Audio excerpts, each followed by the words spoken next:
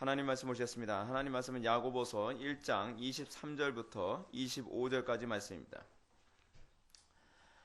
하나님 말씀은 야고보서 1장 23절부터 25절까지의 말씀, 신약성경 372페이지입니다.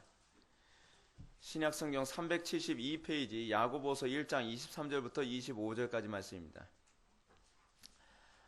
찾으셨으면 제가 봉독하겠습니다.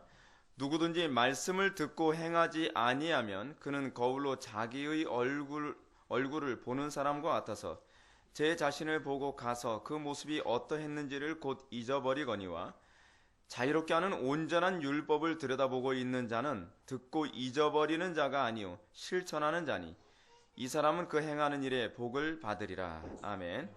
이 시간은 기독교 강요 제2권 제1장 1절부터 3절까지 보시도록 하겠습니다. 제2권의 제목은 율법 안에서 조상들에게 나타나셨고 복음 안에서 우리에게 나타나신 구속자 하나님과 그리스도를 아는 지식으로 되어 있고요.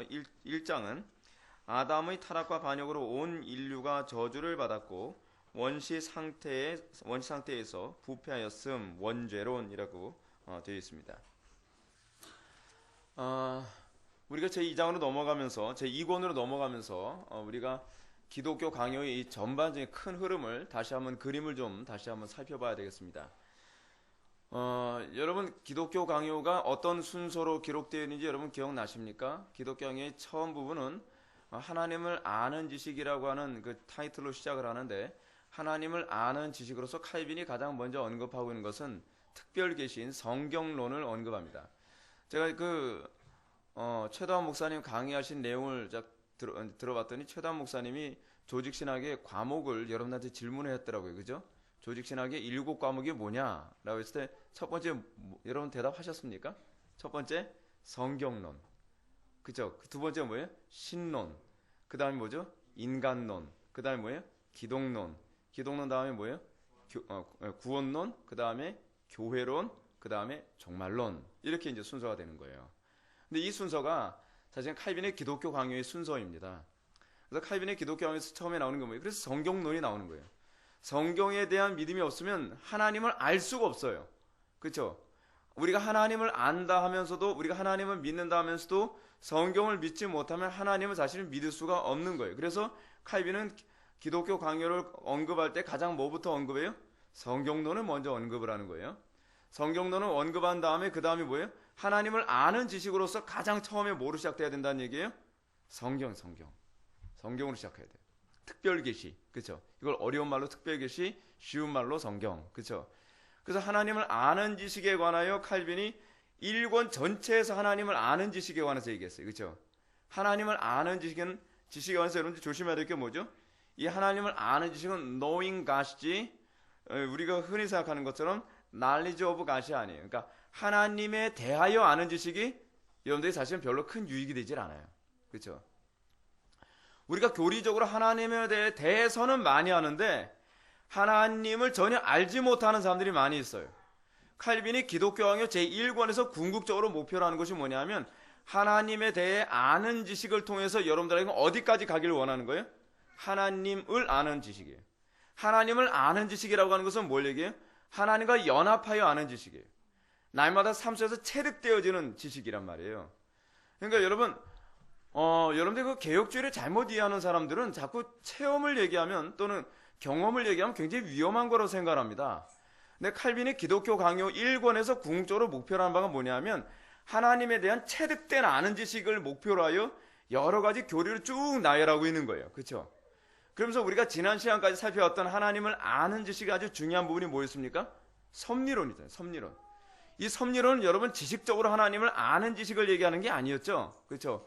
우리의 삶 속에서 체득되어지는 하나님에 대한 지식이에요. 그렇죠? 그래서 하나님이 어떤 분이시라고 얘기했어요? 우리가 보였을 때 우리가 현상적으로 봤을 때는 그 하나님이 어떻게 저렇게 잔인할 수 있냐? 어떻게 하나님께서 이런 일도 허용할 수 있냐? 우리가 그런 많은 부분을 보면서 어떻게 그게 아니다. 하나님의 선하심이 거기서 다 묻어나오는 것이다. 궁극적으로 하나님께 대한 체득된 지식이에요. 하나님에 대해서. 그래서 여러분들이 사실 오늘 부분도 이제 오늘 본문 말씀도 그것과 이제 관련된 얘기인데 여러분들 하나님을 체득되게 안 사람하고요. 하나님을 머리로 아는 사람을 구분하는 아주 중요한, 아주 정확한 시금석이 하나 있습니다. 그건 뭔지 아십니까? 겸손하냐 교만하냐에 관한 문제예요. 여러분, 하나님을 직접 경험한 사람은 교만할 수 있겠습니까? 없겠습니까? 없죠. 없어요. 근데 하나님을 한 번도 경험한 적 없이 머리로만 하나님을 아는 사람들의 특징이 뭐냐면 굉장히 교만하다는 거예요. 굉장히 교만해요. 우리가 고린도전서 11장에서 얘기하는 것처럼 지식은 사람을 어떻게 만들어요? 사람을 교만하게 만들고. 그렇죠? 지식은 사람을 교만하게 만들어요. 근데 하나님을 직접 경험한 사람은 절대로 교만할 수가 없어요.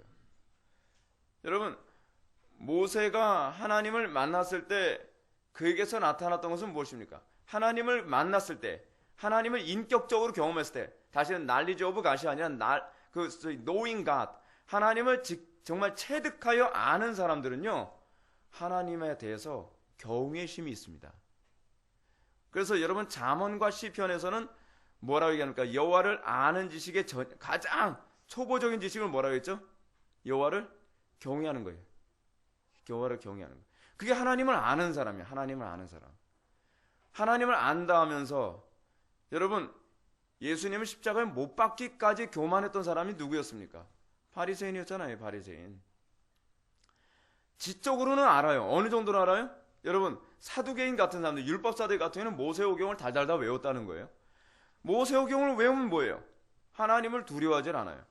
모세오경을 외우면 뭐예요? 그들은 하나님을 전혀 알지 못한단 말이에요. 하나님을 머리로 하는 것과 하나님을 경험적으로 하는 것은 별개 문제라는 거예요. 제가 여러분들에게 교리가 왜 나오게 됐는지 여러분한테 말씀드렸던 적이 있었죠. 제가 그 신학자 이름은 제가 까먹었는데, 교리가 나오게 된 중요한 이유는 무엇이냐면, 하나님을 알았는데, 어떻게 알았어요? 체험적으로 알았는데, 체험적으로 하나님을 정확하게 언어로 표현하기 위해서 남겨둔 게 뭐예요? 그게 교리예요. 그게 교리. 우리 다음 세대들이 내가 만난 하나님을 그들도 만나게 하기 위해서 그들에게 여러분 체험을 남겨줄 수는 없잖아요. 여러분, 우리가 어떻게 체험을 가져다 줍니까?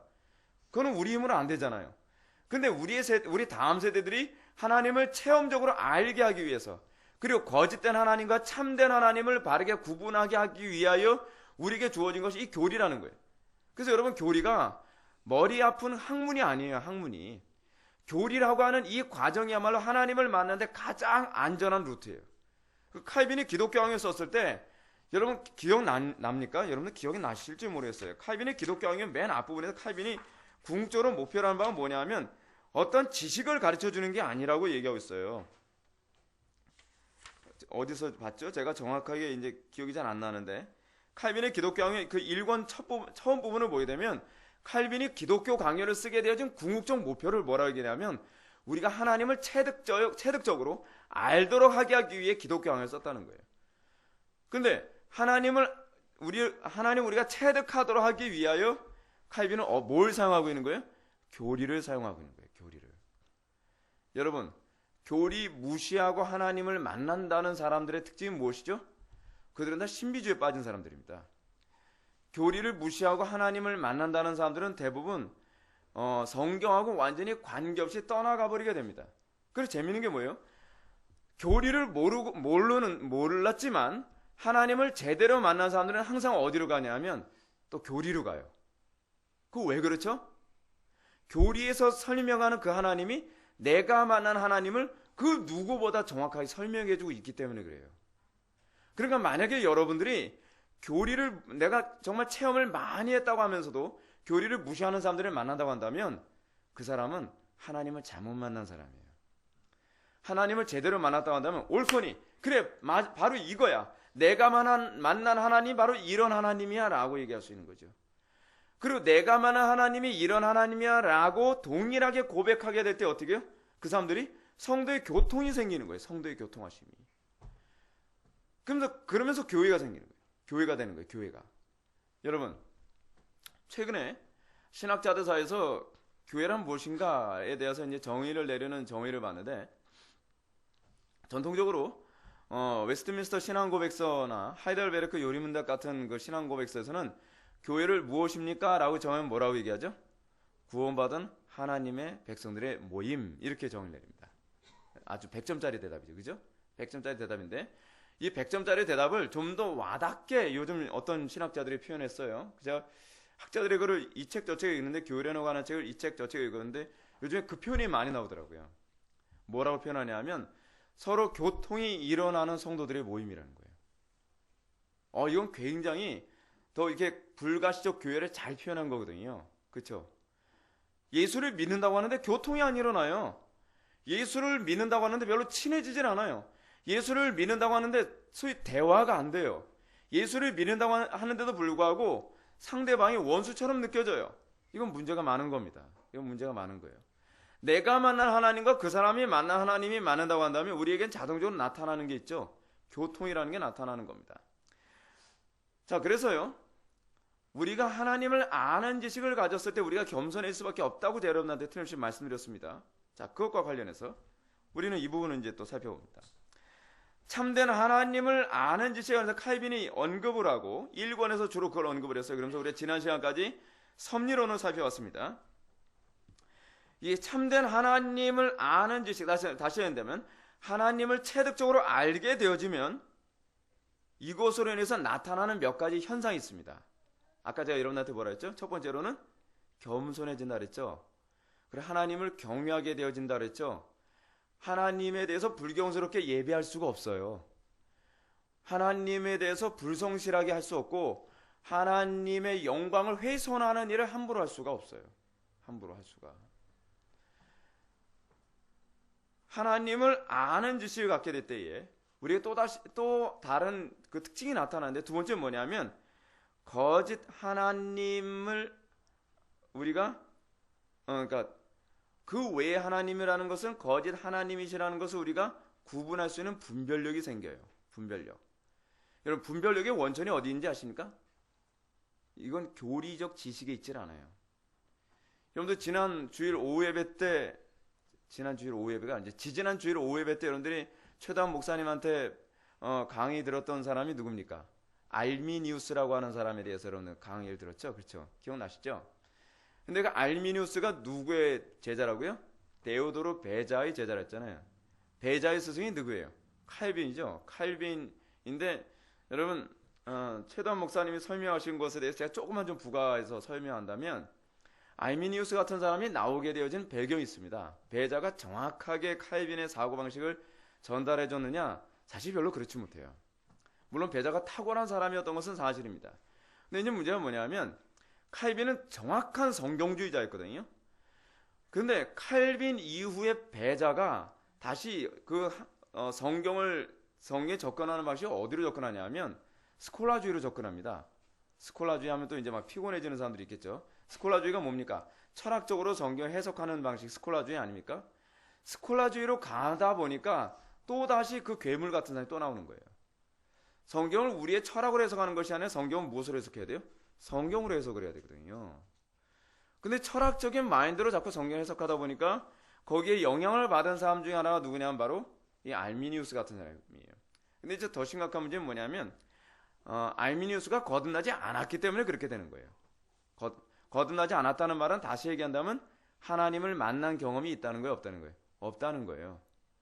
우리 하나님을 아는 지식을 정확하게 우리가 체득되어진 하나님을 아는 지식을 갖게 되면 신기한 게 뭐냐면 교리를 배우지 않아도 어떤 사람이 거짓된 교리를 가르치잖아요. 거짓된지 참된지 구분이 돼요. 왜냐하면 내가 만난 하나님하고 다르거든요. 달라요. 이거는 마치 본능처럼 느껴요. 본능처럼.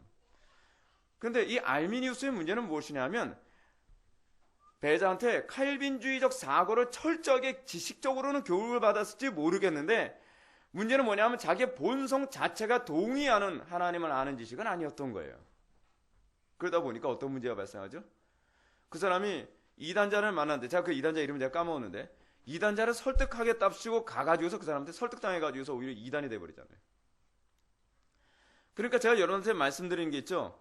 여러분들이 우리 교회에서 교리를 많이 배웠다고 해서 여러분들이 안전하다고 생각하면 곤란합니다. 교리가 여러분들을 보호해주지 않습니다. 교리를 배웠다고 하면서도 이단에 빨려 들어간 사람들 좀 수도 없이 봤습니다. 그 중에 하나가 아주 대표적인 사람이 바로 누구예요? 이 알미니우스 같은 사람이에요. 알미니우스는 여러분 아주 이렇게 무시할 만한 사람 아닙니다. 굉장한 칼빈주의자였거든요. 근데 굉장한 칼빈주의자라 한다 할지라도 하나님을 머리로만 알고 있었지 그가 경험적으로 실제적으로 하나님과 연합하는 경험을 하지 않았기 때문에 그의 삶 속에 자기의 본성에 딱 맞는 그런 이단 교리, 본성에 딱 맞는 그런 잘못된 교리를 만나니까 그래 바로 이거야 라고 하면서 한순간 확 넘어가 버리는 거예요. 그 제가 여러분한테 끊임없이 제가 말씀드리는 게 뭡니까? 여러분들 신앙을 점검하라는 거예요. 여러분들 신앙을. 여러분들 정말 하나님 앞에 정말 바로 선 경험이 있습니까? 여러분들 정말 하나님을 만난 경험이 있습니까? 여러분들이 정말 하나님을 아는 지식, 소위 지식적으로가 아니라 내가 정말 성령으로 거듭나서 그 하나님과 그 연합한 증거가 있습니까? 여러분들은 항상 그 부분을 점검해야만 합니다. 교리 많이 배우고서도 넘어간 사람이 너무나 많기 때문에 그래요. 근데 흥미로운 게 뭐냐면 하나님을 만나고 나면 이 참된 하나님과 거짓된 하나님, 소위 성경적인 하나님과 비성경적인 하나님을 분별하는 기능이 생기는데 그 대표적인 케이스가 또 누구냐면요. 바로 토마스 아퀴나스라고 하는 사람이에요. 토마스 아퀴나스가 어떤 사람입니까? 로마 가톨릭의 신학적 체계를 잡은 사람이잖아요. 그 사람이 신학대전이라는 책을 쓰지 않았습니까? 신학대전이요. 참 우리는 기독교 교리를 이해하는데 칼빈이 훨씬 더 우월하다 보니까 그렇게 두껍게 쓰지 않고 한 이렇게 두꺼운 책 3권 정도로 이게 다 정리를 끝냈어요. 근데 토마스 아퀴나스의 신학대전은요. 엄청나게 분량이 많대요. 엄청나게 분량이 많은데 문제는 뭐냐면 에탈 인네만이 그 책에서 이제 언급하고 있는 것처럼 토마스 아퀴나스가 죽기 전에 회심을 했거든요. 죽기 전에 회심을 하면서 엄청난 영적 체험을 했습니다. 이 영적 체험이라는 말을 교회사에서는 주로 뭐라고 하냐면 탑의 체험이라고 얘기하거든요. 근데 그 탑의 체험은 TOP 있잖아요. 그 탑의 체험을 한 거예요. 그리고 나서 이 다른 친구가 죽어가는 토마스 아퀴나스에게 얘기를 하는 거예요. 자네 이 신학대전은 다 쓰고서 죽어야 되는 거 아니겠는가? 막 그렇게 얘기하니까 토마스 아퀴나스가 죽음을 앞두고서 이렇게 얘기하는 거예요. 내가 이제껏 쓴 책은 내가 지금 받은 계시에 의하면 지푸라기에 불과하네 라고 얘기하면서 자기가 신학대전 쓴 거를 거의 후회하면서 죽었어요. 그러니까 저는 우리는 하나님의 섭리를 보면 참 이해가 안 되는 게 우리가 정말 이해할 수가 없겠죠. 그렇죠? 만약에 토마스 아퀴나스가 죽기 전에 그리스도를 만나지 않고 좀 더 젊었을 때 그리스도를 만났다고 한다면 천주교의 역사가 바뀌었을 겁니다. 천주교회에. 근데 하나님께서 어떤 의도로 그렇게 하신지 우리는 알 수 없으나 물론 하나님의 선하신 의도겠죠. 그렇죠?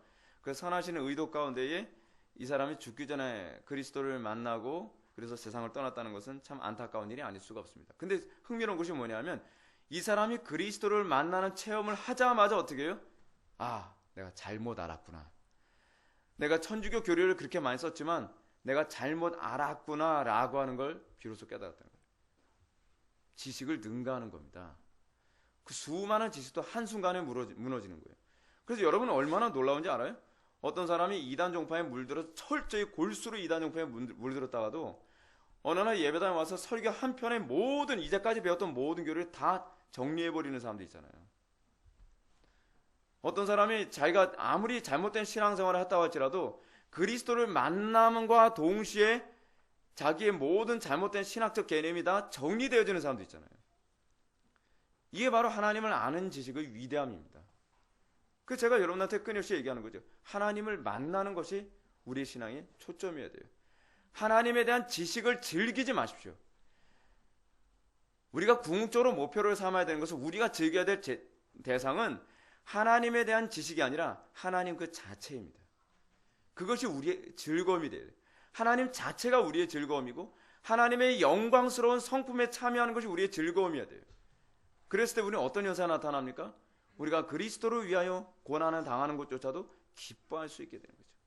어떤 고난 가운데서도 우리가 기뻐하며 즐거워할 수 있게 되어지는 거예요. 왜요? 우리의 신앙의 궁극적 목표는 지적인 즐거움이 아니라 하나님을 아는 그 자체가 우리의 즐거움이기 때문에 그렇습니다. 자, 신앙의 과정에 관해서 제가 이제껏 말씀드리는 겁니다. 신앙의 과정의 첫 번째는 뭐예요? 참된 하나님을 아는 지식이 있어야 된다는 것. 이거 신앙의 첫 번째 과정입니다. 두 번째 과정이 무엇입니까? 그 다음엔 자신을 아는 지식입니다. 자신을 아는 지식. 근데 여러분, 하나님을 알지 않고서는 자신을 알 수가 없지요. 그래서 칼빈의 기독교 강의 순서가 뭐예요? 성경론이고, 그 다음에 하나님을 아는 지식이고, 하나님을 알게 될 때 비로소 어떻게 해요? 나의 심각성을 알게 됩니다. 내가 이제껏 가지고 있었던 모든 사고와 모든 판단과 모든 경험이 다 틀렸다는 걸 비로소 알게 되는 것입니다. 하나님을 아는 지식을 소유한 사람은, 그래서 우리가 뭘 발견하냐면 이 인간의 전적 타락, 그렇죠? 그리고 인간의 전적 무능을 비로소 자각하게 돼요. 전적 타락, 전적 무능을 자각하게 되어지면 비로소 그가 어떤 현상이 나타날까요? 죄와 싸우는 일이 비로소 시작됩니다. 예수를 믿는다고 하면서도 죄와 싸우지 않은 사람들이 많이 있지 않습니까? 소위 total depravity, 인간의 전적 타락이라고 하는 이 인식을 갖고 있지 않으면 죄와 안 싸우는 거예요. 왜요? 왜 죄와 안 싸우죠? 그 이유가 어디 있죠? 혐오스럽지 않으니까. 어떤 사람만 죄와 싸워요? 죄가 혐오스럽다는 걸 아는 사람만 죄와 싸워요. 죄와 싸우죠. 여러분, 우리는 항상 이 땅을 살아가면서 전쟁이라는 게 있습니다. 싸움이라는 게 항상 있어요. 근데 왜 싸움이 주로 왜 생기죠? 상대방에 대한 미움과 증오 때문에 주로 싸움이 생기지 않습니까? 근데 예수 믿는 자에게 하나님께서 허락하여 주신 유일한 증오심이라는 게 있어요. 뭐죠? 죄에 대한 증오예요. 죄에 대한 증오. 그래서 성령으로 거듭난 이후에 그들에게는 어떤 싸움이 생겨요? 그래서요? 더 이상 사람과의 싸움이 아니라 죄와의 싸움이 시작되는 거예요. 그러니까 여러분, 우리는 누가 거듭났고 누가 거듭나지 않았는지를 우리는 딱 칼로 무썰듯이 이렇게 우리는 알 수는 없습니다. 그럼에도 불구하고 한 사람의 회심 여부를 점검하는 아주 중요한 시금석이 있는데, 그것이 뭐냐면 저 사람이 죄와 싸우기 시작했는가 그렇지 않는가에 관한 문제예요. 죄를 너무나 좋아해요. 죄를. 자, 요번에 그 세월호 침몰 사건 있지 않습니까? 세월호 침몰 사건과 관련해서 오늘 조선일보를 봤더니 조선일보에서 이 세월호 그 배 선박 회사 있잖아요. 그 회사 사장이 알고 보니까 이 기독교 한국 침례인가 뭔가 그런 거 있잖아요. 그 이단이요. 구원파. 그렇죠? 그 구원파하고 직결된 사람이에요. 권신찬이의 사위라고 그러더라고요. 보니까. 자, 그렇게 봤어요. 근데 이제 문제가 뭐냐면, 여러분, 구원파의 심각한 문제는 뭐죠? 구원파는 예수 믿음으로 구원받는 것이 행위로 구원받는 거 아니다라고 해서 그 사람들은 구원받고 난 이후에 자유함을 어떤 자유함으로 생각해요? 죄 짓는 자유함으로 생각하잖아요. 죄를 지을 수 있는 자유함. 해석을 잘못한 거죠. 성경 우리들에게 얘기하는 자유함이라고 하는 것은 죄를 지을 수 있는 자유함이 아니죠. 어떤 자유함이죠? 율법을 우리가 행할 수 있는 자유함이에요. 율법을 행할 수 있는 자유함이라는 것이 무슨 얘기입니까? 과거에 우리는 율법을 행하는 것이 즐겁지가 않았어요. 그래서 억지로 지켰단 말이에요. 그래서 우리는 마치 율법의 노예처럼 살았는데, 지금은 어때요? 구원받고 난 이후에는 율법을 지키는 것이 즐거운 거예요. 그래서 제가 율법으로부터의 자유함이라고 하는 이 표현을 제가 어떻게 표현했죠? 공부하기 싫어하는 애에게 공부해라 하게 되면 그 아이에게는 공부가 뭐예요? 이게 그 아이에게는 굉장한 짐이고, 그리고 노예 생활이거든요. 공부 생활 자체가. 근데 어느 날 이 아이가 공부가 즐거워졌으면 그 공부는 더 이상 자기가 공부에 노예 노릇하는 것이 아니라 공부로부터 어떻게 자유로워졌다는 거죠. 이것이 바로 성경이 얘기하는 자유함의 개념이거든요. 근데 구원파 같은 경우는 자유함에 관한 개념을 잘못 이해해서 죄를 지을 수 있는 자유라고 생각했던 거죠. 그러다 보니까 어떻게 해요? 죄와 싸우진 않아요. 왜 그렇게 해석하게 되는 거죠? 그 이유가 어디 있죠? 하나님을 만난 경험이 없기 때문에 그래요. 하나님을 만난 사람은요, 죄를 지을 수 있는 자유함이라고 해석이 안 돼요. 해석 자체가. 왜 그렇죠? 하나님은 죄를 사랑하시는 분이에요? 미워하시는 분이에요? 미워하시는 분이라는 걸 아니까요. 그리스도와 연합되어 하나님을 알게 된 존재가 어떻게 죄를 짓는 것을 자유함이라고 생각할 수 있을까요? 이것은 있을 수가 없는 일이에요. 있을 수가 없는 일. 그러므로 하나님을 아는 지식이 항상 그에게 동반되는 현상은 무엇이냐면 내가 전적으로 타락했고 나는 이제 죄와 싸우는 존재다라는 인식을 갖게 되는 거죠. 사도 바울은 뭐라고 얘기합니까? 너희가 죄와 싸우되 어떻게까지 싸우지 아니하였도다? 피 흘리기까지 싸우지 아니하였도다. 이게 죄하고 싸우는 수준이에요. 죄하고 싸우는 수준. 우리는 죄와 싸우는 신용만 하죠. 죄와 싸우는 신용만 한단 말이에요. 여러분, 요번에 어떤 성도님이 저한테 질문을 던지셨어요. 거짓말에 관한 부분에 관해서 질문을 던졌습니다. 그래서 제가 질문에 대한 답변을 했는데, 여러분 성경 거짓말을 허용합니까? 아니면 허용하지 않습니까? 예. 우리가 거짓말에 대해서 잘못 이해하고 있는 부분이 대부분 그거잖아요. 근데 여러분 성경은요, 거짓말을 하면 안 된다, 거짓말을 해야 된다라고 얘기한 부분이 별로 없어요. 오히려 성경은 우리에게 뭐라고 얘기하냐면 거짓 증거하지 말라고 얘기한 거거든요.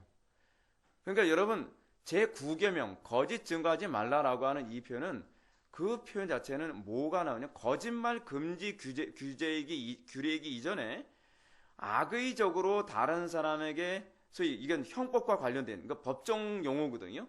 법정에서 상대방에게 피해를 주거나 악의적으로 또는 자기의 이기심을 갖기 위하여 언어를 사용하는 것과 관련을 맺고 있어요. 여러분 한번 이 부분 한번 보시기 바랍니다. 야고보서 어디였더라? 제가 그 부분을 제가 또 까먹었네요. 요즘에 제가 기억력이 많이 안 좋아져가지고 여러분 기도 많이 해주시면 더 좋겠습니다.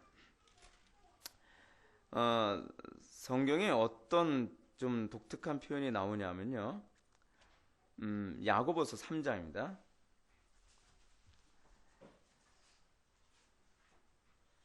14절 말씀. 그러나 너희 마음속에 독한 시기와 다툼이 있으면 자랑하지 말라. 진리를 거슬러 거짓말하지 말라라고 이렇게 얘기하고 있습니다. 지금 여기서 뭐라고 했죠? 거짓말 앞에 뭐를 지금 갖다 붙였습니까? 진리를 거슬러 거짓말하지 말라라고 얘기했어요. 여러분, 물론 하나님은 뭐하지 못하시는 속성이 있죠? 거짓말하지 못하시는 속성이 있죠. 그렇죠? 거짓말하지 못하시는 속성이 있어요. 근데 여러분 그럼에도 불구하고 성경에서는요, 거짓말에 관하여 예를 들어서 여리고성 사건에서 기생 라합의 거짓말에 관하여 하나님께서 정죄한 부분이 있습니까? 없습니까? 없어요. 그렇죠? 오히려 기생 라합을 믿음으로 행하였다라고 얘기하고 있어요.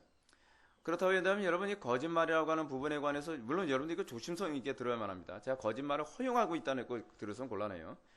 근데 거짓말을 했느냐 안 했느냐로 성경은 우리를 규정하는 것이 아니라 우리에게 뭘로 주로 규정하냐 하면 그 말을 하게 되어진 동기가 어디 있느냐에 주로 초점을 맞추고 있어요. 그래서 여기서 그 얘기가 나오는 거예요. 진리를 거슬려 거짓말하지 말라는 겁니다. 이게 금지된 거짓말의 특징입니다. 우리는 되도록이면 거짓말하지 말아야만 합니다. 그럼에도 불구하고 때로는 거짓말을 함으로써 유익을 끼치거나 오히려 거짓말을 해야만 다른 사람에게 덕을 끼치는 경향이 많이 있죠. 그렇죠? 그게 제가 지금 무슨 얘기 하는지 여러분 기억나십니까? 우리가 율법에 대한 인식이 바뀌게 되는 거예요. 율법. 하나님의 법을 지키는 것이 즐거운 존재로서의 그리스도인. 그들은 죄와 싸우는 존재로 나타나야 된다는 거예요. 자, 제가 지금 논리가 너무 복잡하게 돌아와서 여러분들도 좀 많이 헷갈릴 것 같아서 다시 좀 단순화시킵니다. 자, 자신을 아는 지식 또는 사람을 아는 지식은 어디로 가게 된다? 자동적으로 자신의 전적 타락을 알게 된다. 전적 타락하는 사람들은 어떤 현상이 나타나는, 전적 타락에 대한 인식인 사람들은 어떻게 살아간다? 죄와 싸울 때 피 흘리기까지 싸우는 상태로 간다. 그냥 죄와 싸우는 신용을 하는 것이 아니라 죄와 처절하게 싸우는 것까지 가는 거예요. 언제까지요? 최후 승리를 얻기까지. 저는 제가 여러분들이 되도록이면 불경건과 싸우거나 죄와 싸우되 좀 싸우는 신용만 좀 하지 말았으면 좋겠어요. 제가 이제 예를 들어서 우리 지체도 요즘에 제가 기도하는 모습 가만히 보면 제가 속이 좀 부글부글 끓어오를 때가 있지만 이제 제가 그냥 기도만 하고 마는 것 중 하나가 뭐냐면 왜 기도를 하면서도 왜 처절하게 기도를 못합니까? 여러분 우리가 하나님께 기도할 때 어떻게 기도해야 되죠? 여러분 전능자를 만난다는 게 이렇게 만만한 문제입니까? 또는 여러분들 속에 있는 죄악된 속성, 여러분 속에 있는 이 죄악된 본성을 떨쳐내는 것, 그 쉬운 줄 아십니까? 여러분 회개를 위해서 기도하는 것이 하나님 잘못했습니다. 용서해 주십시오. 그렇게 한다고 해서 여러분 이 죄 문제가 이렇게 이 죄의 본성이 그렇게 쉽게 떨어져 나간다고 생각하십니까? 아니에요. 처절하게 기도해야 돼요. 어떻게 죄와 싸우는데 피 흘리까지 싸운다는 것은 기도에도 그대로 적용되어야 될 부분이에요. 여러분들 불경건이 그냥 단순하게 기도한다고 떨어져 나갈 문제가 아니란 말이에요. 제가 예를 들어서 이런 얘기 해드릴게요. 여러분 이걸 아주 가장 잘 표현한 장면이 하나 있습니다. 여러분들 그 영화를 본 사람에게는 복이 있는데요. 어떤 영화냐면 스파이더맨 3탄입니다. 스파이더맨 3탄을 보게 되면은 근데 여러분 스파이더맨 3탄이 궁극적으로 말하고자 하는 내용이 그 내용이에요. 여러분 스파이더맨 3탄의 주제가 뭔지 아십니까? 여러분 죄 그리고 용서 성숙이라는 거예요. 근데 죄 문제를 어떻게 해결하느냐 라고 했을 때 스파이더맨에서는 아주 놀라운 개념을 얘기했어요. 은혜로 된다는 걸 얘기했어요. 여러분 거기서 이 스파이더맨 그 영화에 보게 되면 이 그 뭐죠 그 시커먼 그 타르 같은 걸 뭐라 그러죠 그 게놈이라고 하는 것이 우주로부터 이렇게 날라옵니다. 지구로 들어와요. 근데 그 게놈이 막 움직여가면서 스파이더맨 몸에 착 달라붙는단 말이에요. 달라붙는데 이 게놈이 아주 시커멓거든요. 근데 스파이더맨이 증오심을 품으면 품을수록 막 자라요. 자라고 증오심이 심해지면 심해질수록 몸에 막 더 강하게 들러붙어요. 근데 이 스파이더맨이 자기 이 증오심 때문에 이 살인 충동을 많이 느끼고 그래서 끊임없이 복수를 할 때까지 견딜 수가 없는 거예요. 그러더니 나중에는 자기가 이 소위 이 죄악된 이 게놈 때문에 점점점 자기가 악해지고 있고 모든 인간관계가 다 깨어지고 있다는 것을 이제 깨닫고 나서 자기 애인하고도 완전히 등 돌려버리고 말았거든요. 애인은 완전히 개망신 주고 막 그랬으니까 막 애인을 막 때리기도 하고 그랬어요. 막 그러고 나서 스파이더맨 자기가 굉장한 죄책감이 시달리는 거예요. 그래서 그 사람이 블랙 슈트를 입고 뭐 거미줄 쏴가지고서 어디로 가냐 하면 어디로 간지 여러분 아십니까? 예, 성당으로 갑니다. 예배당으로 가는 거예요. 사실은 예배당 꼭다기에 딱 그 비 오는 날 비를 맞으면서 고민을 하는 거예요. 내가 이렇게 살아야 되나? 그러더니 그 사람이 그 스파이더맨이 그 성당 종탑에서 뛰어내리더니 종탑 있는 그 들어간 입구의 창문으로 딱 뛰어내려와요. 그래서 이 게놈을 이제 벗어 던지기 시작하는 겁니다. 안 벗겨지는 거예요. 그래서 그 영화 감독이 의도하는 바가 뭔지 아십니까? 이 증오심과 미움으로 얼룩져진 이 죄악, 이 타르 같은 이 게놈은요, 뭘 얘기하는 거냐면 인간의 죄악된 본성을 얘기하는 거거든요. 그걸 상징하고 있는 거예요. 초능력자도 이게 벗겨지지 않는다는 걸 얘기해요. 스파이더맨 같은 초능력자도 뜯어내지지가 않는 거예요. 뜯어내지지가. 그러다가 이 스파이더맨이 막 있는 힘껏 이걸 잡아 뜯기 위해서 애를 쓰다가 그 성당에 있는 종에 몸을 부딪히거든요. 몸을 딱 부니까 짱 울리면서 이제 땡 하면서 울릴 게 아니에요. 그 파장과 함께 이게 쑥 벗겨졌다 다시 파장이 없어지면 다시 척 달라붙고 그래서 조금씩 뚝뚝뚝 떨어져 나가는 거예요. 뭐죠? 은혜예요. 은혜를 표현한 거예요.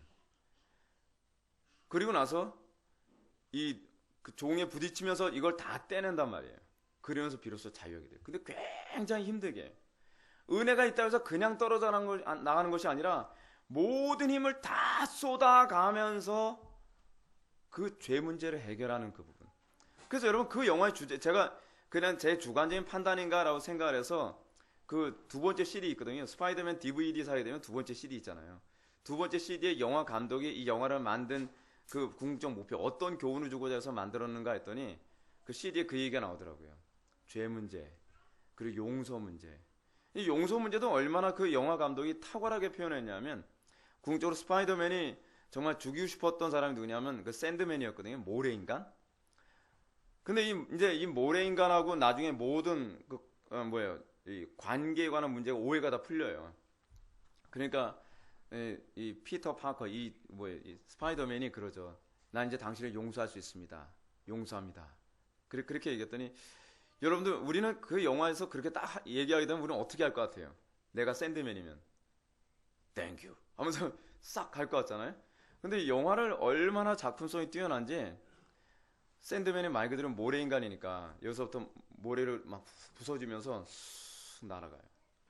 근데 그거 왜 그렇게 표현했냐면요, 이 피터 파커의 마음속에 있는 증오심이 마치 먼지처럼 사라지고 있다는 걸 그렇게 문학적으로 표현한 거예요. 영화를 아주 잘 만든 겁니다. 그래서 그 영화 세 편은요 아주 잘 만든 영화예요. 제가 그 영화 얘기 시작하면 오늘 설교 끝내기 힘드니까 여기서 끝냅시다.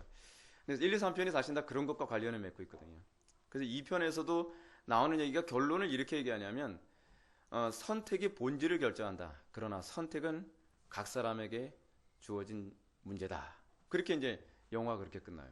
그러니까 얼마나 이 내용 메시지가 좀 강렬한지 모릅니다. 하여간 이 어쨌든 우리가 죄 문제를 해결하는데 이게 간단한 문제가 아니는 거예요. 하나님을 알았으니까 죄 문제가 간단히 해결되느냐, 은혜를 봤으니까 그냥 해결되느냐, 그게 아니라는 거예요.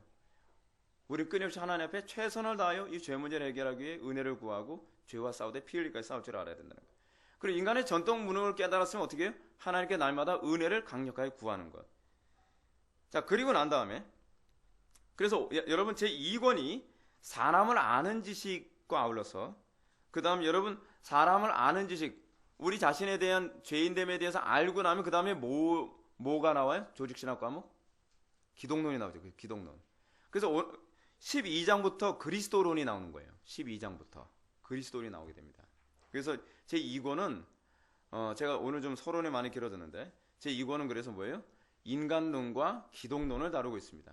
근데 인간론과 기독론 사이에, 기독론 나오기 전에 뭘 다루고 있냐면 십계명을 다루고 있어요. 예, 이게 이제 이 구조입니다.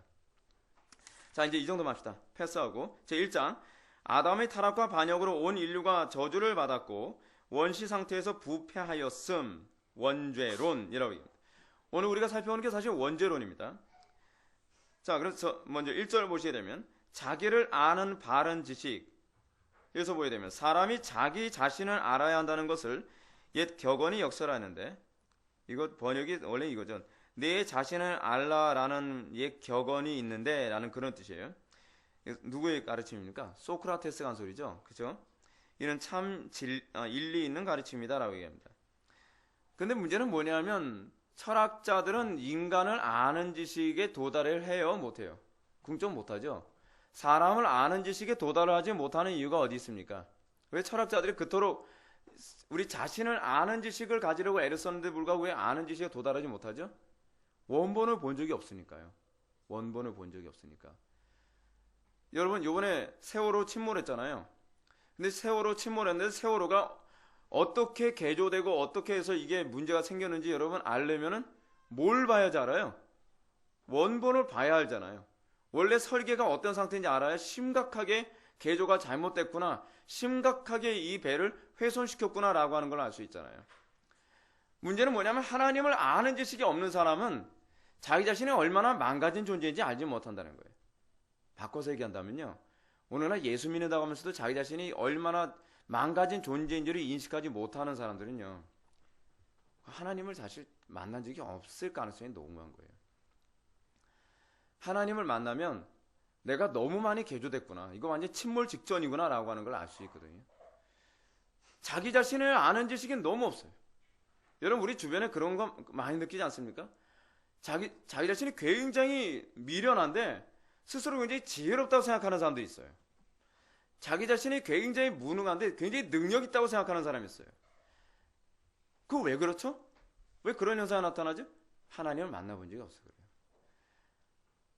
칼빈 같은 사람조차도요, 하나님을 만나고 나서 느끼는 게 뭐냐면, 난 전적으로 타락한 존재이고, 난 전적으로 무능한 존재이며, 난 전적으로 정말 너무나 심각한 존재구나 라고 하는 것을 깨달았다는 거예요.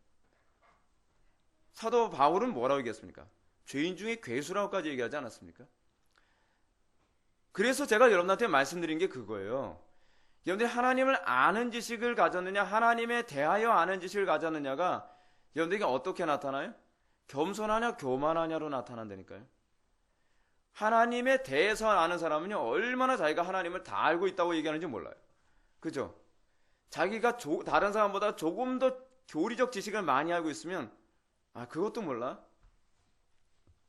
근데 자기는 하나님을 만난 경험도 없으면서, 자기 자신은 얼마나 악하고 자기 자신은 얼마나 어리석고 자기가 얼마나 무능한 존재인지도 모르면서 자기가 조나단 에드워즈를 몇 권 더 읽었고 그리고 휘필드에 대한 그 책을 몇 권 읽었고 그리고 바빙크나 카이퍼의 책을 몇 권 읽었다 해서 마치 하나님을 다 알고 있는 것처럼 그것도 몰라라고 얘기한다면 그 사람이야말로 정말 자기 자신을 아는 지식에 대해서 꽝이죠.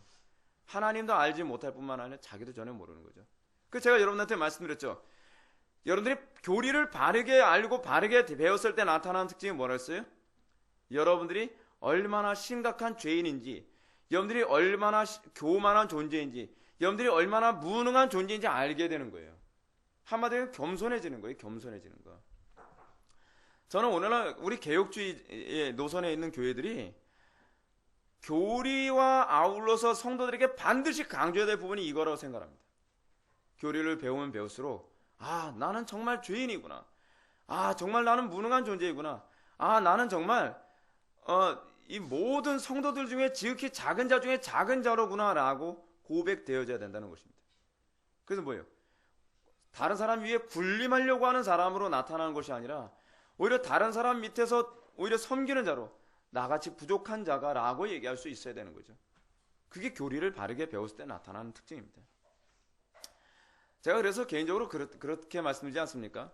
저 개혁주의 교회에 찾아서 이 교회 왔어요 그러면요 별로 안 반가울 때가 많이 있어요. 왜냐하면 개혁주의 교회를 찾아왔다. 그래서 다른 개혁주의 교회에서 뭐 책을 그런 경우 제가 너무 많이 겪어봐서 그런 거 아닙니까?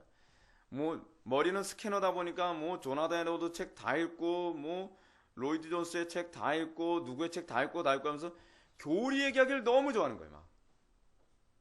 근데 자기 자신이 죄인이라는 걸 전혀 몰라요. 말로만 죄인이라는 거예요. 말로만.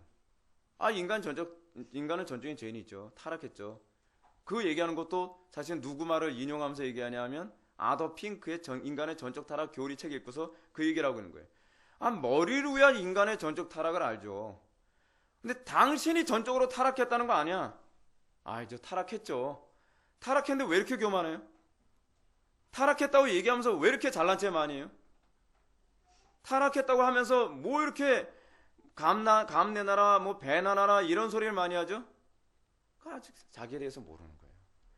하나님을 아는 지식이 사실은 없는 거죠. 하나님에 대해서 아는 지식인 거예요. 그래서 여러분 우리 개혁주의 노선에는 우리 교회도 예외가 아닙니다. 개혁주의 노선에 있다고 하는 교회들은요. 우리 교회 성도들도 항상 교만이 들어올까 두려워하십시오. 그래서 제가 말씀드린 게 있잖아요. 책을 많이 볼수록 뭘 많이 해야 된다? 기도를 많이 해야 된다. 그게 우리 개혁주의가 가야 될 길입니다. 자, 그러면 여러분들 세 번째 패러그래프 한번 보시기 바랍니다. 그러나 우리 자신을 아는 지식은 첫째로 창조 시에 우리에게 주어진 바를 생각하고 또한 하나님께서 얼마나 자비롭게 우리를 계속해서 보살피시는가를 생각하는 데 있다. 뭐죠 이거요? 섭리론과 관련된 얘기죠. 섭리론과. 그죠? 우리는 언제나 하나님께 의존하고 있다는 것을 명심해야 된다. 296페이지 첫 번째 줄. 둘째로 아담의 타락 이후의 우리의 비참한 처지를 생각하는 데 있다. 자, 뭐라고요? 우리 자신을 아는 지식의 첫 번째는 뭐라고 얘기했어요? 창조 시에 우리에게 주어진 바를 생각하고 또한 하나님께서 얼마나 자비롭게 우리를 계속해서 보살피시는가를 생각하는 데 있다라고 했죠. 여러분들이 하나님을 아는 지식의 두 가지 지식 언젠가 제가 말씀드린 적 있죠. 그렇죠? 타락하기 이전의 인간의 모습이 어떠했는가. 그렇죠? 그리고 타락한 이후의 인간이 어떻게 파괴되어졌는가. 항상 하나님을 아는 지식은 항상 이 두 가지로 가야만 합니다.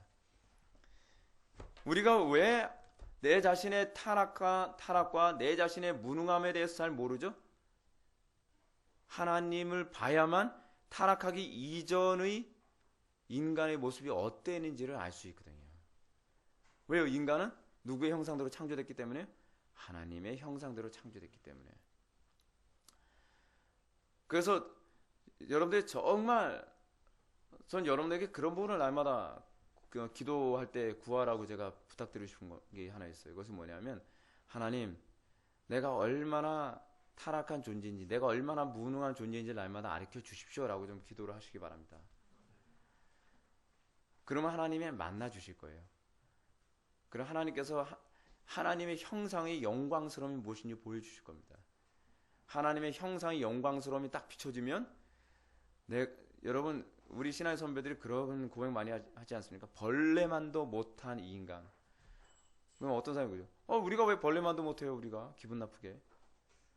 하나님 만나 봐요. 살려주시는 게 감사하죠. 지금까지 참아주신 게 감사하죠. 그렇잖아요?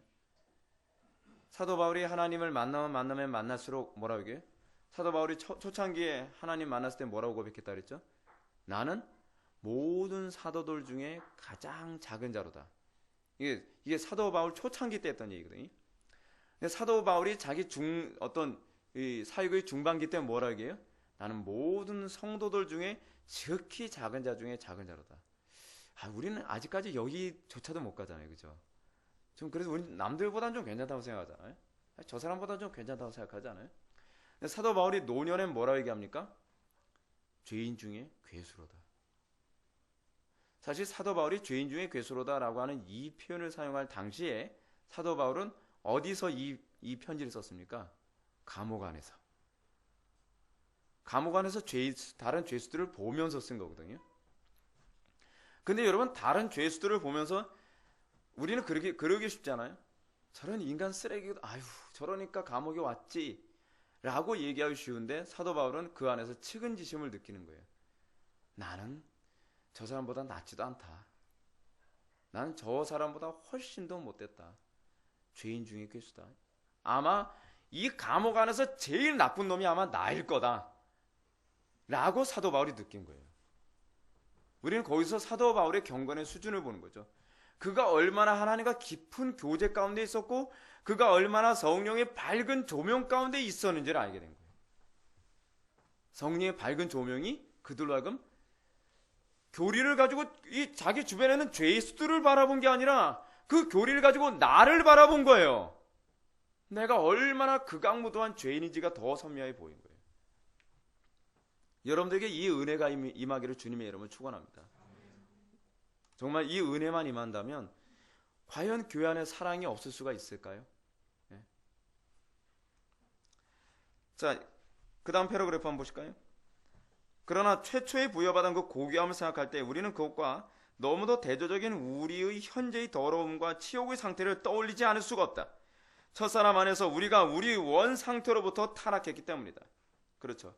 첫사람 안에서 우리가 원 상태면 하나님의 형상에서의 원 상태에서 또 타락했기 때문이다. 이리하여 우리는 우리 자신들을 혐오하며 정말로 낮아지고 그런 상태에서 하나님을 찾고자 하는 새로운 열심이 생겨난다. 여러분들 하나님을 만나고 나면 열심이 안 생길 수가 없어요.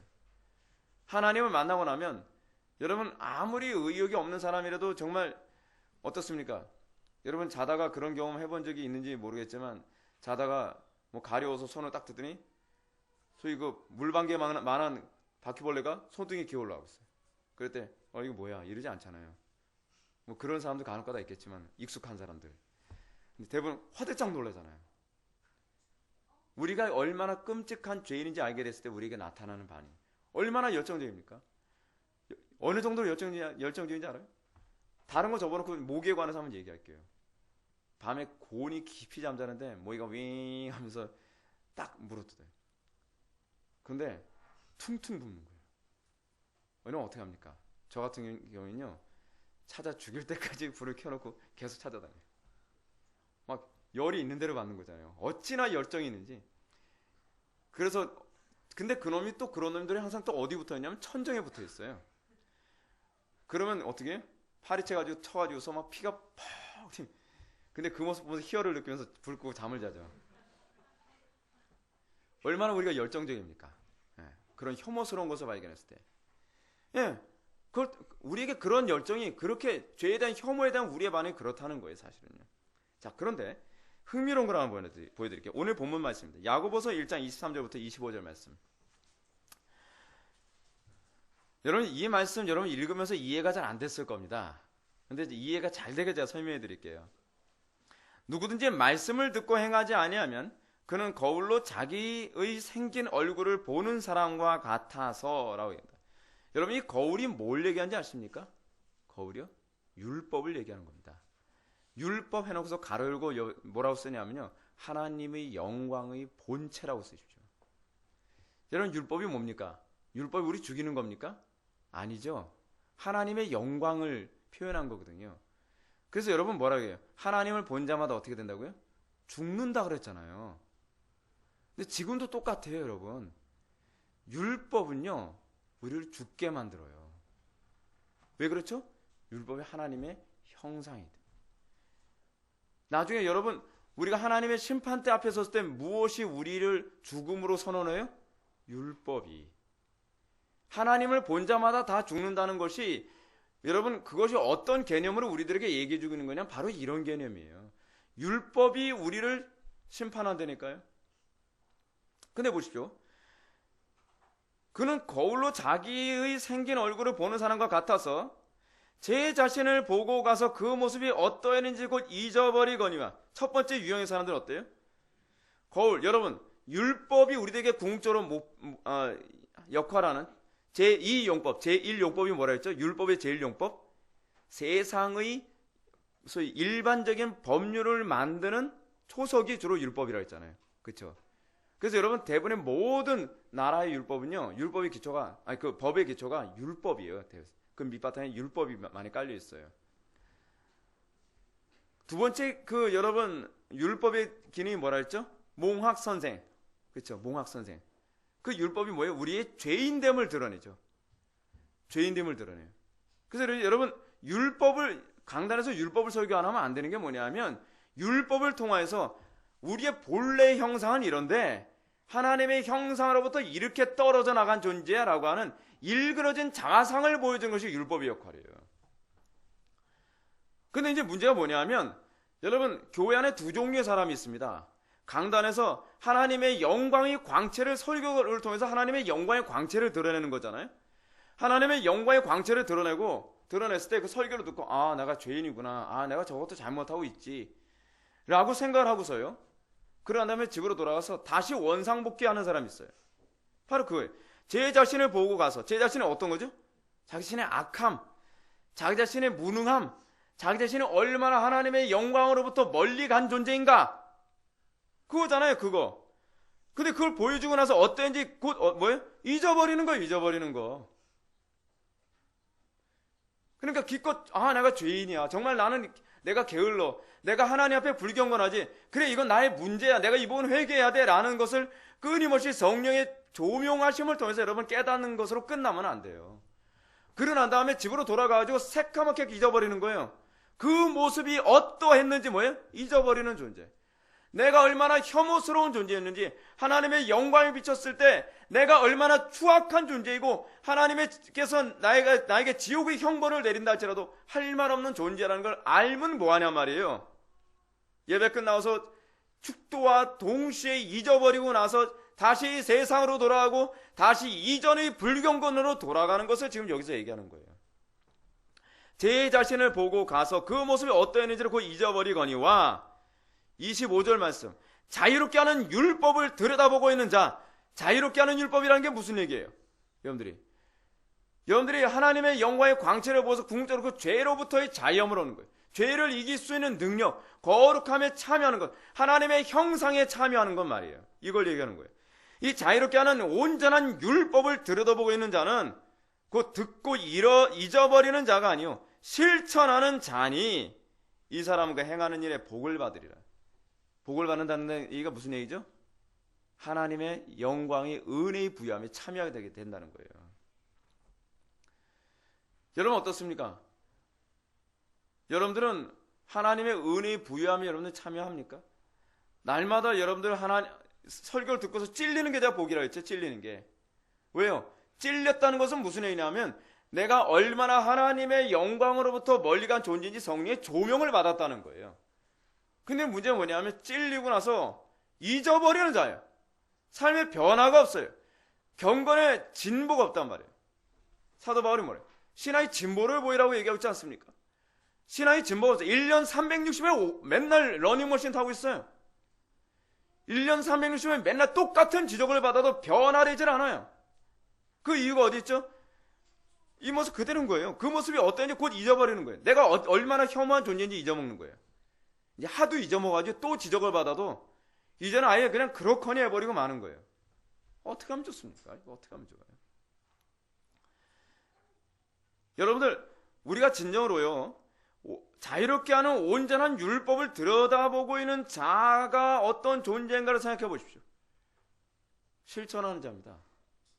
저는 야고보는 주로 행위를 많이 강조한 서신이죠. 근데 예수님께서도 뭐라고 얘기했죠? 모래 위에 지은 집과 그리고 반석 위에 지은 집의 특징을 뭐라고 얘기했죠? 듣고 행함과 듣고 행하지 않음. 듣고 행하는 것은 어떤 사람만 듣고 행하여? 예, 야고보가 아주 정확하게 잘 지적하고 있어요. 자유롭게 하는 온전한 율법을 들여다본 사람이에요. 거울을 들여다봤는데, 율법이라고 하는 거울을 통해서 자기 자신을 들여다봤는데 자기 자신이 얼마나 추악한 존재인지를 깨닫게 된 거예요. 우리의 신앙의 선배들, 교회에서 안에서 회심을 경험하게 된 사람들에게 나타난 특징이 무엇입니까? 그들이 그 죄하고 싸우기 시작하는 거예요. 그때서부터 가슴을 찢으며 애통해하는 거예요. 여러분, 마틴 루터가 회심하기까지 얼마나 오랜 세월 걸렸는지 아십니까? 근데 마틴 루터가 회심하기 전에 어땠어요? 자기 자신이 죄인이라는 걸 깨닫게 됐죠. 깨닫게 된 다음에 그게 어떻게 해요? 그 다음부터 어떻게 해요? 그냥 잊어버린 것이 아니라 끊임없이 그 죄와 투쟁하기 시작하는 거예요. 어떻게 이 죄 문제를 해결할 것인가? 끊임없이 구하고 찾고 두드리죠. 성경을 계속 연구하는 거예요. 그것이 종교개혁의 시발점이에요. 여러분, 하나님의 말씀, 뭐 고상한 말씀, 듣기 좋은 말씀, 그리고 신학적으로 충실한 말씀, 좋아요. 나쁘지 않아요. 근데 문제는 뭐예요? 듣고 행하지 않으면 아무 유익이 되지 않는다는 거예요.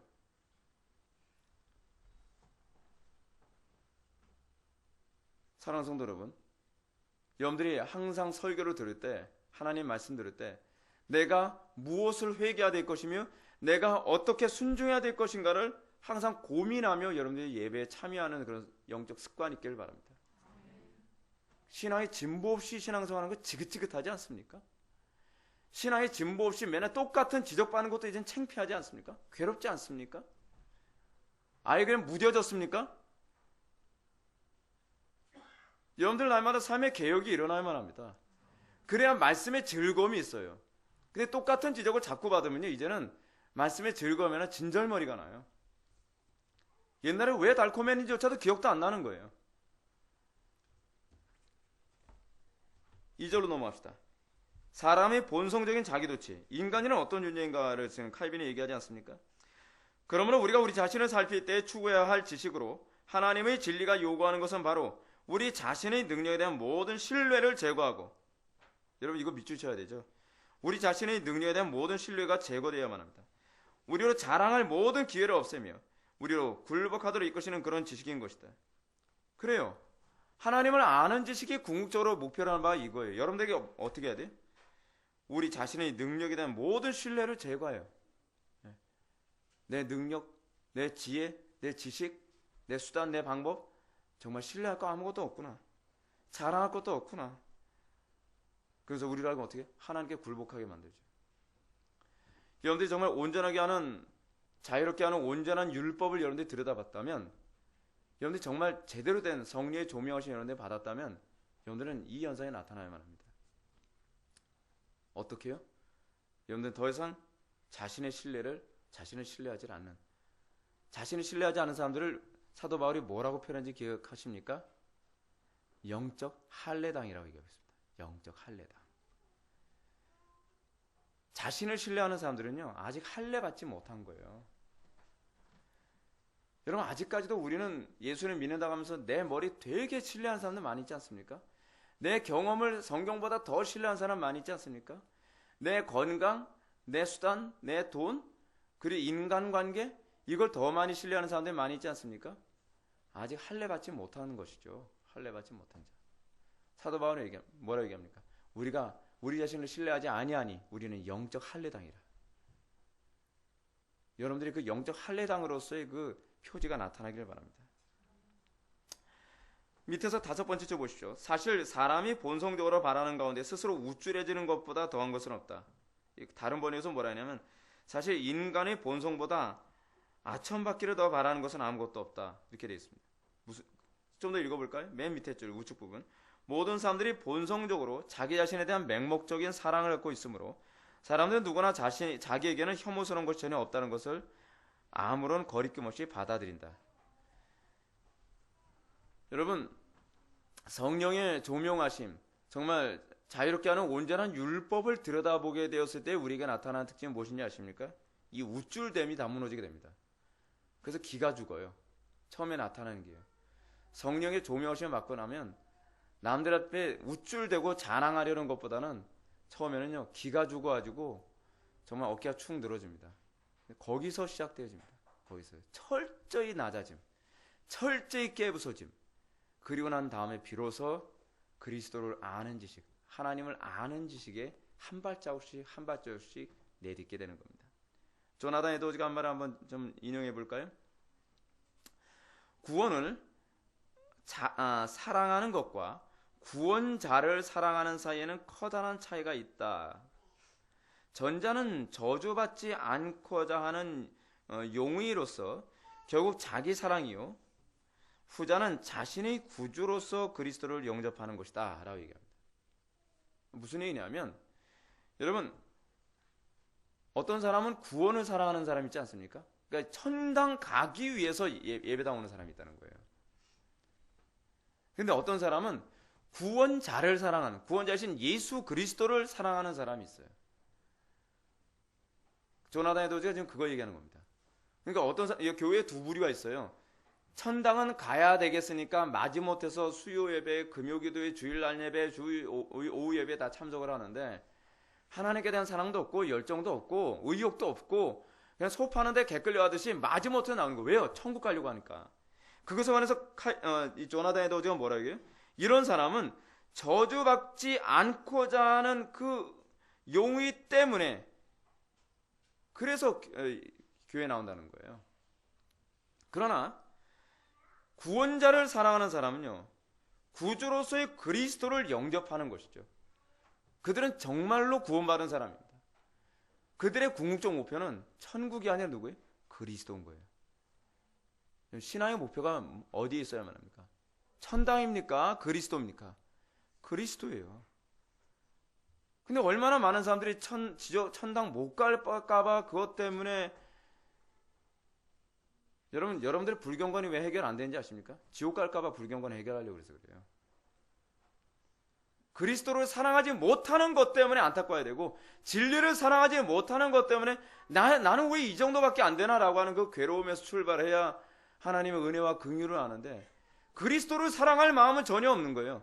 구원만 받았다 하면 자기 멋대로 살 궁리만 하고 그러니까 어때? 그러니까 구원파 같은 데 가는 거 아닙니까? 구원파 같은 데 가면 어떻게 해요? 진리대로 살지 않아도 천국 간다고 얘기하거든요. 그러니까 얼마나 좋습니까? 그런 사람들에게 준비되어진 이단입니다. 여러분 다음 패러그래프 한번 보실까요? 297페이지 중간 패러그래프. 사람의 골수에 박혀있는 교만을 부추겨주는 간사한 이야기만큼 사람을 기쁘게 해주는 것이 없다. 그리하여 거의 어느 시대를 막론하고 인간의 본성에 대해서 가장 치켜세우는 발언하는 사람이 가장 환영을 받고 박수를 받아온 것이다 라고 얘기합니다. 타락한 소유의 특징이 무엇입니까? 사람들의 교만을 부추겨주는 간사한 이야기로 가득하지 않습니까? 죄인들에게 타락에 대해서 회개를 촉구하고 그리고 설교를 들으면서 점점 기가 죽어야 되거든요. 하나님 앞에서 내가 얼마나 죄인된 존재인지 알아야 되거든요. 근데 어떻게 해요? 요즘에 여러분 어떻게 해야지 교회가 성장합니까? 간단합니다. 사람들이 그 교만한 마음을 부추겨서 그 사람들 귀에 달콤한 얘기만 해주면 되는 거예요. 좀 가려운데 긁어주기만 하면 된다는 거예요. 가려운데 긁어주는 것 중에 하나가 뭔지 아십니까? 교리를 설교하는 것도 그 부분에 속해요. 교리를 얘기하면서 뭘 얘기해요? 다른 교회는 틀렸고 우리 교회는 오케이 라고 얘기하면 얼마나 사람들이 좋아하는지 아십니까? 근데 교리 설교는 그렇게 하면 안 돼요.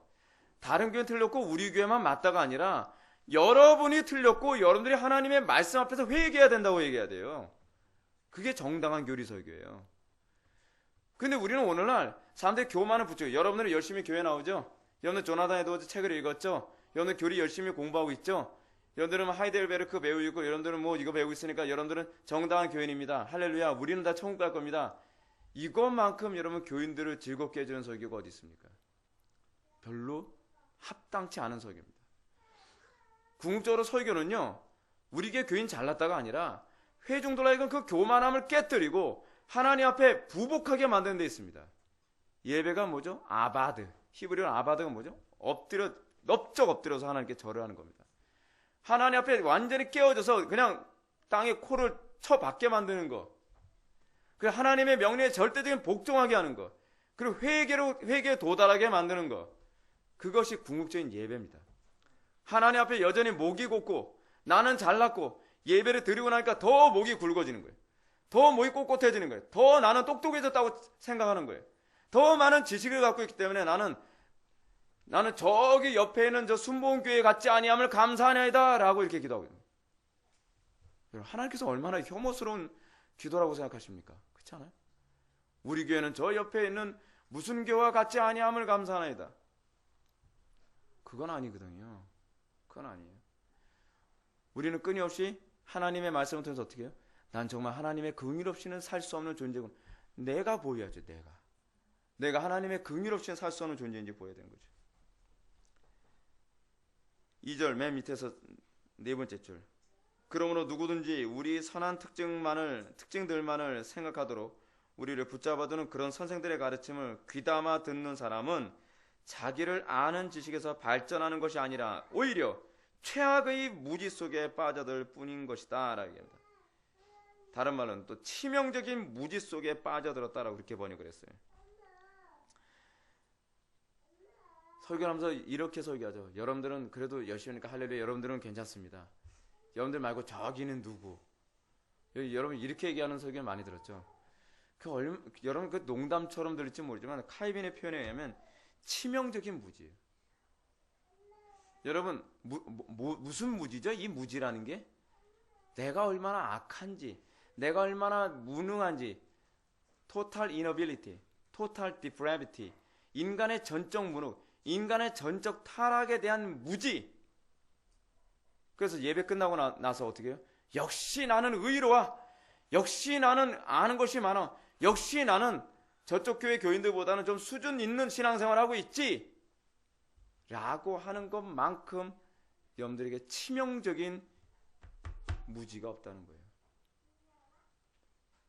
여러분들이 예배를 드리면 드릴수록 뭘 깨달아야만 합니까? 나를 아는 지식이 더 풍성해져야죠. 그래서 더 어떻게 해요?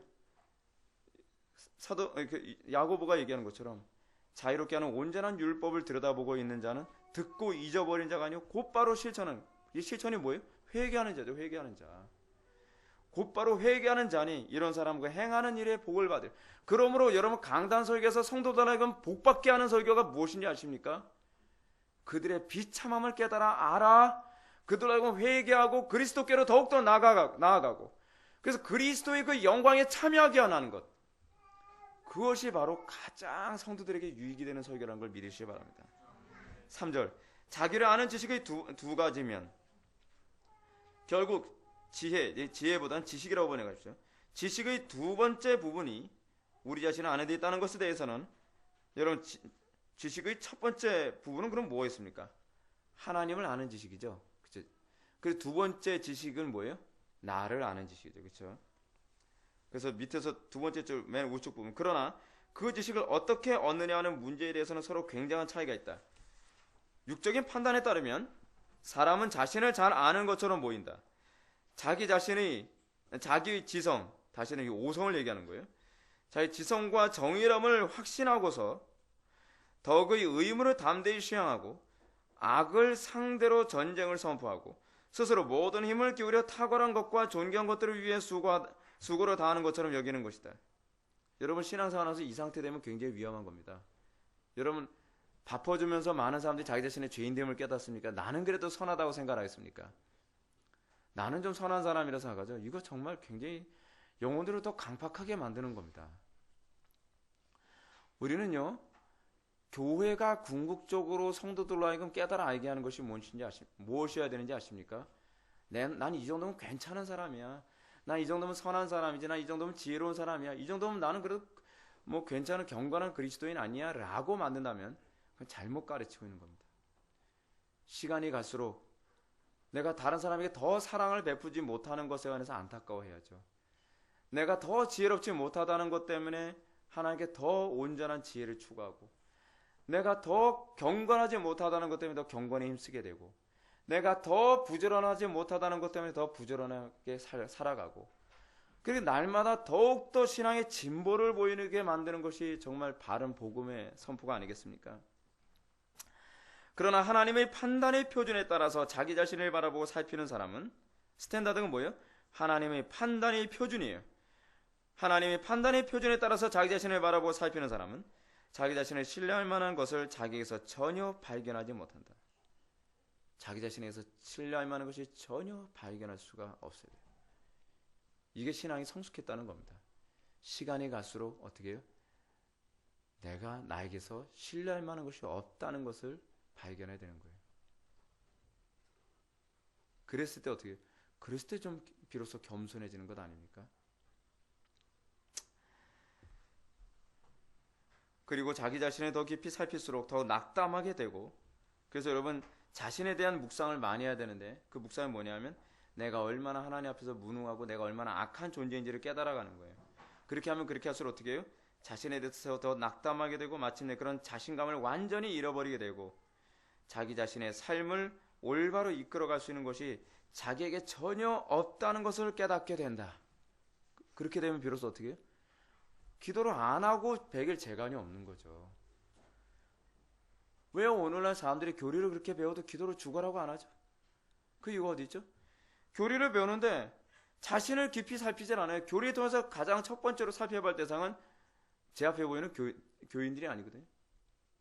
교리를 배우고 나서 이거 우리 집사람이 이 설교를 들어야 되는데, 우리 그 교회 그 김집사가 이 설교 들었는데 오늘 왜 안 왔어 하필.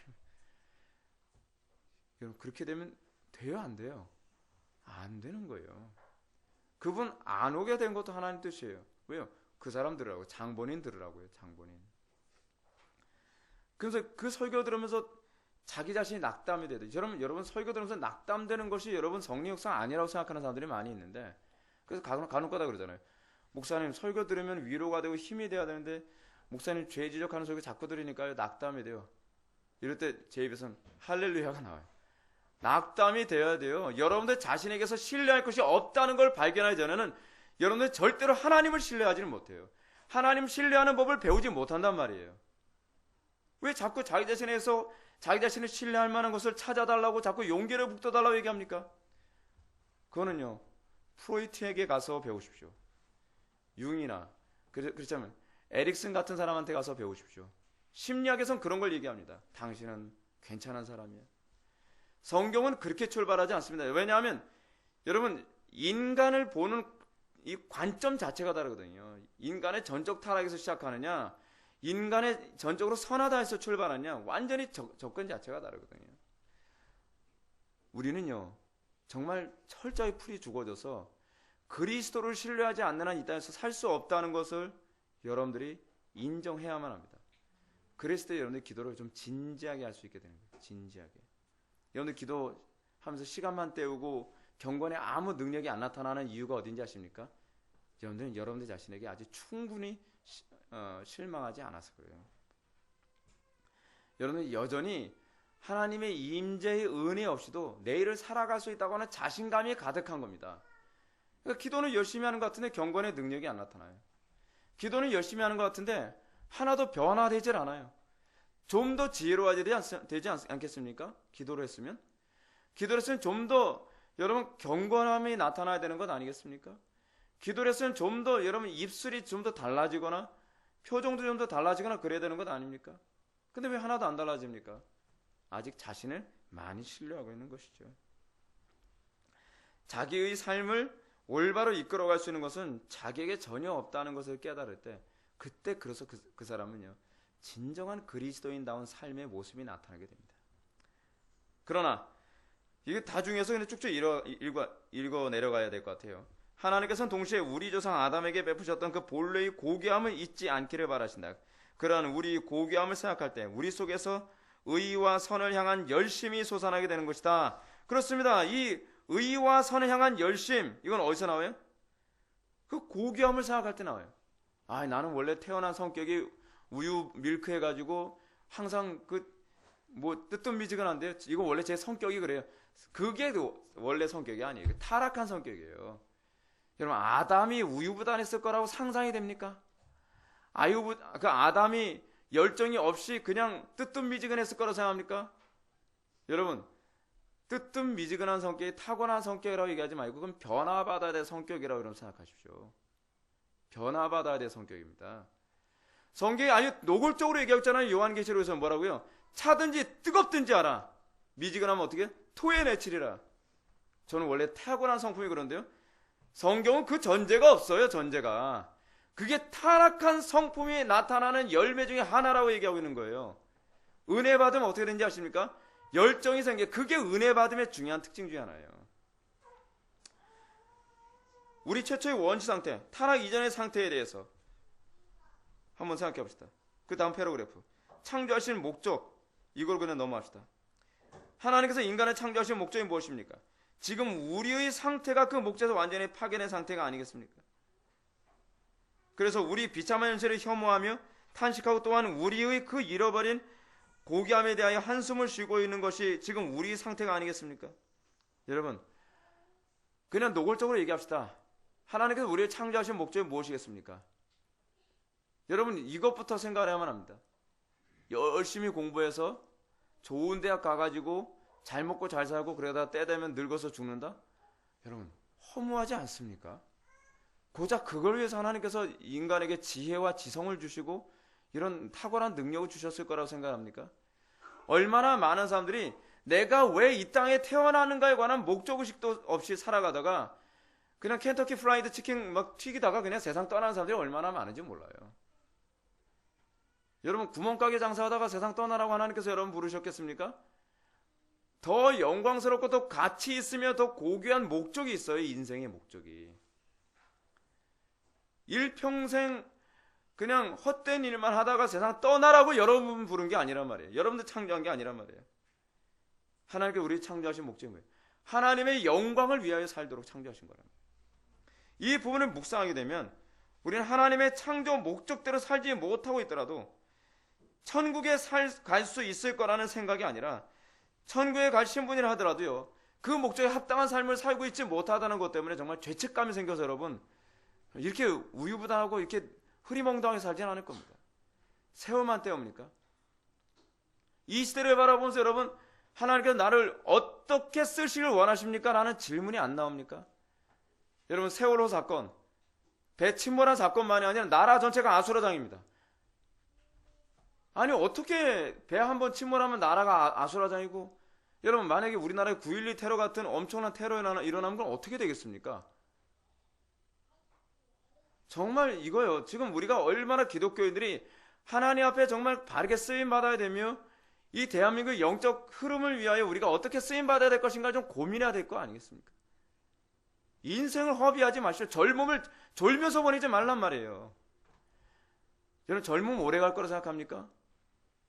제가 우리 자녀들 교육하면서 이런 생각을 합니다. 여러분, 오늘날 정말 아무 생각 없는 부모들이 자녀 낳고 나서 기르기 귀찮다고 어린이집에 내맡기고 그래서 학교 공교육에다 떼맡기면서 편하게 생활하는 부모들 많이 있지 않습니까? 여러분, 자녀들이 여러분들하고 같이 생활할 수 있는 기간이 얼마나 된다고 생각합니까? 기껏해야 품 안의 자식은 20년밖에 없습니다. 20년. 제가 우리 아들 보면서 우리 큰아들이 지금 12살인데 이제 8년 지나면 이제 대학 들어갈 게 아니에요. 같이 아기자기하게 지낼 수 있는 시간도 얼마 안 남았어요. 금방이에요, 금방. 근데 돈 벌겠다고 자식하고 유일하게 같이 지낼 수 있는 20년이라는 기간을 학교에다 보내고 뭐 타가서 같은 데다 보내면서 세월을 그렇게 보내겠습니까? 어떻게 인생을 그렇게 살아갑니까? 얼마나 많은 사람들이 인생을 그렇게 황당하게 살아가는지 모릅니다. 더 나아가서 그럼 우리가 이렇게 허구한 날 먹고 사는 문제 가지고 제가 개인적으로요, 우리 건물 1층에 슈퍼마켓 있지 않습니까? 슈퍼마켓 아저씨하고 가까이 얘기하다 보면 명절 때 어떻게 하십니까? 명절날 장사가 되니까 명절날에도 명절 못 세요. 1년 365일 세장같이요 슈퍼마켓에 앉아서 1년 365일 그렇게 보내는 거예요. 그러다가 어느 날 만약에 큰 병이라도 걸려서 세상 떠난다고 생각합시다. 그게 인생이 뭡니까? 인생이요. 우리가 그렇게 살라고 부름받은 존재였습니까? 하나님께서 우리를 창조하시고 우리를 이 땅에 태어나게 하신 목적에 대해서 좀 진지하게 고민해 보십시오. 얼마나 가치 있는 삶을 살 수 있을까를 고민해 보십시오. 남들보다 좀 더 잘 먹고 잘 산다? 그게 여러분 무슨 의미가 있습니까? 남들보다 좀 더 좋은 차 타고 다닌다? 여러분 그게 무슨 의미가 있습니까? 영원한 것을 위해서 살아간다고 생각해 보십시오. 그것만큼 가치 있는 일이 어디 있겠습니까? 여러분 그 다음 패러그래프 한번 보십시오. 그러므로 사람이 자기 자신에 대해서 가져야 마땅한 지식을 생각할 때 그 다음 줄 첫째로 사람은 자기가 어떠한 목적으로 창조함을 받았으며 어떠한 목적으로 고귀한 은사들을 부여받았는지 생각해야 한다. 하나님께서 왜 여러분들에게 공부하는 은사를 주셨을까요? 어떤 사람에게? 왜 하나님께 어떤 사람에게 운동을 잘하는 은사를 주셨을까요? 왜 하나님께서 어떤 것을 잘 만드는 은사를 주셨을까요? 하나님께서 왜 어떤 사람에게는 글을 잘 쓰는 은사를 주셨을까요? 왜 하나님께서 어떤 사람은 언어를 잘하는 은사를 주셨을까요? 자기중심적으로 생각하죠. 이렇게 해야 좋은 대학 가고 이렇게 해야 밥 벌어먹고 사니까. 짐승하고 다를 바가 뭐가 있습니까? 짐승에게 날 수 있는 기능을 왜 주셨습니까? 그래야만 다른 거 먹고 살 수 있으니까요? 아니거든요, 사실은. 하나님의 영광을 찬미하기 위해서. 꽃들이 왜 다양한 색깔을 가지고 있죠? 꽃들이 왜 그 안에서 향기를 풍기죠? 종족을 번식시키기 위해서. 그게 인간이 가지고 있는 한계적인 관찰이에요. 성경은 뭐라고 하죠? 하나님의 영광을 찬미하고 있다는 거예요. 그 모든 것이. 그 아름다움이. 그 화려함이. 바꿔서 하나님께서 왜 여러분들에게 다양한 은사를 주셨죠? 왜 하나님께서 여러분들에게 건강을 주셨죠? 왜 하나님께서 여러분들에게 지혜와 지식과 다양한 능력을 주셨죠? 창조의 목적을 묵상해 보십시오. 그리고 하나님, 내가 하나님께 정말 쓰임받기 원합니다. 이 부족한 지식, 부족한 능력, 부족한 재능이나마 나에게 얼마 남지 않은 인생 하나님께 정말 불같이 쓰임받기 원합니다. 그 기도를 한번 해보십시오. 이 인생을 정말 가치 있게 살 것입니다. 두 줄 더 밑으로 내려가서 둘째로 사람은 자기 자신의 능력들, 아니 오히려 그 능력의 결핍을 가늠해야 한다. 이러한 결핍을 깨닫게 되면 그는 극도의 혼란 속에 엎드러질 것이고 말하자면 아무것도 아닌 존재로 전락하게 된다. 이거 느끼는 것이 복입니다. 아무것도 아닌 존재라는 걸 깨닫게 되는 것. 첫 번째 지식을 갖게 되면 뭐죠? 하나님께서 나를 어떤 목적으로 창조하셨는가에 대한 첫 번째 지식을 갖게 되면 사람이 자기 의무의 본질을 깨닫게 되고 두 번째 지식을 깨닫게 되면 두 번째 지식은 뭐죠?